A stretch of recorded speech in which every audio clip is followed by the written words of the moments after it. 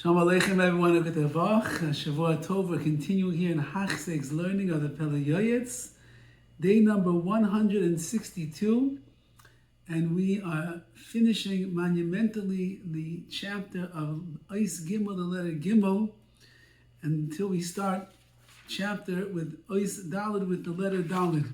So this is our third chapter that we are finishing. Aleph Beis Gimel. Ga'ara. Protesting, but Ga'ara really means someone who screams and yells.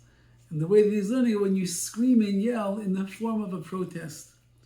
Ga'ara hitzricha, Ga'ara, protesting, screaming and yelling, seems to be, is needed sometimes. Ligar ba'ovrei aveira imevin, is to protest the actions of the ovrei aveira, those that are transgressing and doing sins, even if they're going to understand. Because like it says in Mishlei, Shetachas Ga'ara b'mevin, someone who understands the words of protest, the raised voice that you have, they are frightened and therefore they will desist from the sins that they are doing. Aval yoiser toi, but it's better l'daber b'lashon raka, to speak in a soft language, soft tongue, soft speech. Ki lashon raka tishbar garam, because the soft speech that a person gives over, gentle words, that itself breaks the strong anger. Someone could be screaming and yelling at you, and you talk very quietly like this. This is, husbands and wives, this is a great way to diffuse the tension and the anger in the room.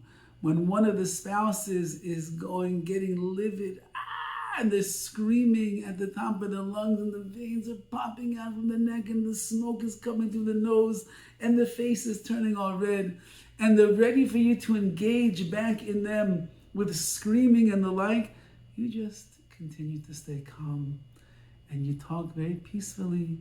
Lashain racha, a soft, gentle voice, it diffuses the anger, says Mishlei. Because when you scream in that protesting manner, you're going to cause anger for yourself. And the person that you are protesting against and screaming to, they're going to get defensive and they're going to start fighting with you. You're yelling at me? You're calling me? You're telling me I did something wrong? Let me tell you about you. So therefore, what do you gain? You want to stop the person from doing the Aveira, you want to stop them from doing the wrong thing, but now you get angry and upset, and you're screaming and you're yelling and protest, L'man Hashem. They're just going to get defensive. They're going to turn back on you, and it's going to be terrible. Not everybody could accept Ga'ara, protest, or the screaming and the yelling. Nobody can.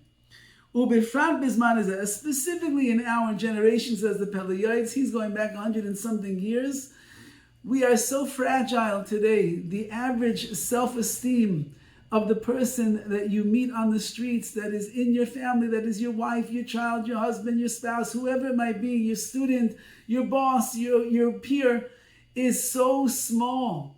If you raise your voice too much, you criticize, you protest too much, you'll break them like an eggshell. And therefore, he's saying in his time already, our young children cannot receive the words of the raised voice, the screaming, the yelling, the harsh words. They can't accept it. Apparently, it could be that in previous generations, they could handle it. But in his generation, and certainly in ours, it doesn't work and it doesn't go. You want to destroy a child? Just scream at them, no problem. You want to ruin your marriage? Scream at your wife, scream at your husband, perfect. You want to ruin your relationship with your parents? Go ahead, just scream and yell the whole time, whatever you want. That will destroy every relationship in the world today.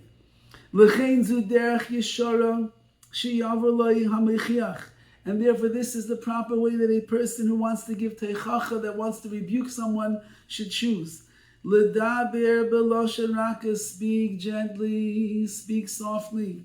V'cheik mosoich chalak mishamen, and your palate should be sweet and should be as smooth as oil, as sweet, as flowing words. Oh, you're such a tzaddik, my dear child. You're so good. You have so much potential. So this and this thing that you did, we have to work on that. We have to work on it. It's not for you. We have to work on it.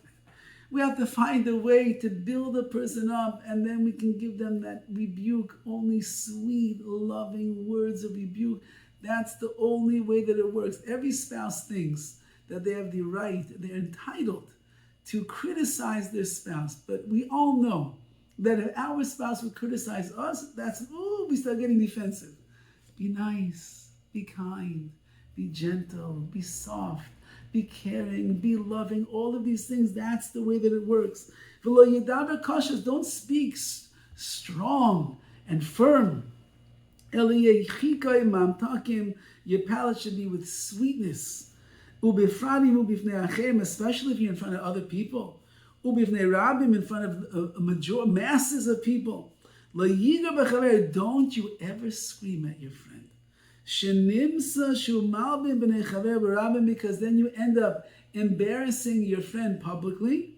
Rabbi Chazal teach us about that. Someone that embarrasses another person publicly, the embarrasser has no portion awaiting them in the world to come. Therefore, be very careful. A person's emotions start riding high and the anger starts flowing and coursing to the brain. Hold back, hold on, stay soft. It's also one of the keys to keeping your anger under control. Just talk softly. When you talk softly and gently, you can't allow yourself to get angry. Ubefrat, the Beis HaKnesses, and all the more so, if you are rebuking somebody in the Beis HaKnesses, in a shul, there's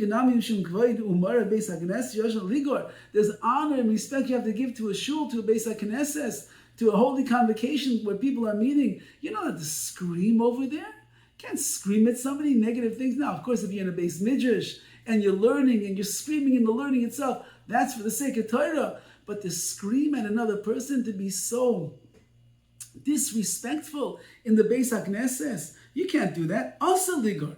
Even if you would see your friend do the Chet Egel in the middle of the Beis HaKnesses, there you are, you're in the middle of davening, you take your 3 steps back, and lo and behold, you see the guy just built a golden calf, and he's dancing around the golden calf in the middle of the shul. Still, says the Pele Yoetz, Chas v'shalom, God forbid, lo yitem b'koila kol ois ligabo, do not raise your voice and scream at him. You're destroying yourself when you do that. It's like a person who's washing his clothing opposite the sun. In the olden days, where did they wash? They had washers and dryers? No. They went outside to the river. They would pick a sunny day when things would dry quickly, and so he's busy washing his clothes. His clothing gets white and clean, but he gets blackened, because the sun's beating down on him. He ends up getting a sunburn. While his clothing getting white, he's getting a sunburn. If you scream and yell at somebody, even though maybe you'll bring them to tshuva, you'll cleanse them out from the averas that they're doing, but you are blackening yourself as a result of lowering yourself down to the place of screaming and yelling and being out of control. This is hinted to in the Ephah of the par, in the waters of the Par Aduma, the red heifer. We know that when that person would be sprinkled with the ashes in the water of the red heifer, it would be the one that was tahor, the one that was pure. He would become tamei, impure, and the one that was tamei, the one that was impure, which is who we want to fix, he becomes tahor, he becomes pure. So it's a difficult thing to understand. I'm pure. I'm sprinkling you with the waters of purity, so now I'm becoming impure and you're becoming pure. Says the Pele Yoetz, this is the same thing over here. You want to fix and correct your friend. You want to offer him your great words of wisdom and criticism and teichach and rebuke.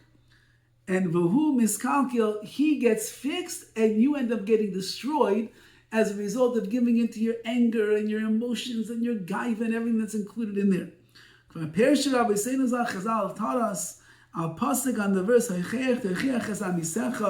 you to give rebuke to your friend, but do not bear a sin afterwards. So the pasuk says, give rebuke to the member of Klal Yisrael. However, don't bear a sin. A condition of this mitzvah of giving to a chacha rebuke is you cannot embarrass him. Don't carry a sin along with you. Therefore, if you want to distance this person from the sin or the prohibition that he is involved with, go to your friend and speak to him privately, in a pleasant conversation. Rabbi, such a tzaddik like you, it's not right. How could it be that you keep missing davening? You're such a tzaddik of a person. You could do better. You know what? Forget about every day right now. How about we come Monday and Thursday, the days that we read the Torah? I'd love for you to have an aliyah tomorrow on Thursday. Why don't you come? Gentle, softly, kindly. That's the only way that it works. Or you can wait until you find the two of you to be alone. Say you're in the Beis Midrash together, and you got this thing that you have to help this person correct himself in. The Beis Midrash empties out. It's just the two of you. There you are. Or one of your kids, it's by the Shabbos table, everybody else left, and there's one child who you need to speak to about a certain midah that you want to help him out with. He remains. So then says the Pele Yoetz, but you're going to rebuke him in a way that is fitting and that is pleasant to him. According to whoever he is, you have to know how sensitive everybody is today, the delicate way in which you have to speak to them, because they could crack like an egg. Be so careful. And that time, it's the right time. You have to make sure. Anyway, a person should always speak in a low, gentle voice. Why? It shows that you're a humble person and you're willing to subjugate yourself to HaKadosh Baruch Hu, and you subdue yourself to other people as well. Like it says, "V'shafalt me'eretz tadaberi," sink in from the ground. You will speak. Your words are going to be spoken and heard when they're low. When you speak low, soft. People have to lean in to hear what you have to say. They know you're not angry. They know that you're not upset. You just talk because you love them and you care about them. You don't want to agitate them. You don't want to make them excited. You don't want to give them anxiety. Just, I'm here for you. I want to help you. The voice of fools is with screaming and yelling. That's what they do. All of their acts are just confusion and ridiculous things. And with the people that hear the screaming of the fools, it's mababel. It just confuses, it confounds, and it puts them in the wrong place. You can't communicate the beautiful words that you want to give to a person if you're screaming. But if you're talking gently and you're talking softly, just the way that we are right now, that's the way that your words will be heard. It won't agitate, it won't confuse, it won't confound another person. They'll be able to hear what you have to say. However, the words of the Chachamim, of the wise, they are heard benachas when they're spoken gently and softly and pleasantly. They are sweet, and then they will be accepted by the people that are hearing them and listening. You want someone to understand you. You want someone to hear what you have to say. You want your wife to understand why it is that when she does this, it bothers you. You want your husband to understand that when he does this or doesn't do this, why it is something that really irks and bothers and pains you. Talk softly. You want your kids to understand what is the right behavior and the inappropriate behavior. Talk gently. They can hear, they can listen. Once you raise your voice, Everybody's screaming at me. Nobody wants to be screamed at. Let's learn how to use our voices, the Kayach Hadiba that HaKadosh Baruch Hu has given us, to be able to elevate our modicum of speech the way that we talk. And in that way, it will connect much deeper with the people around us that we want to connect to. All the best. And Mazel Tov on finishing the letter Gimel in Pele Yoetz.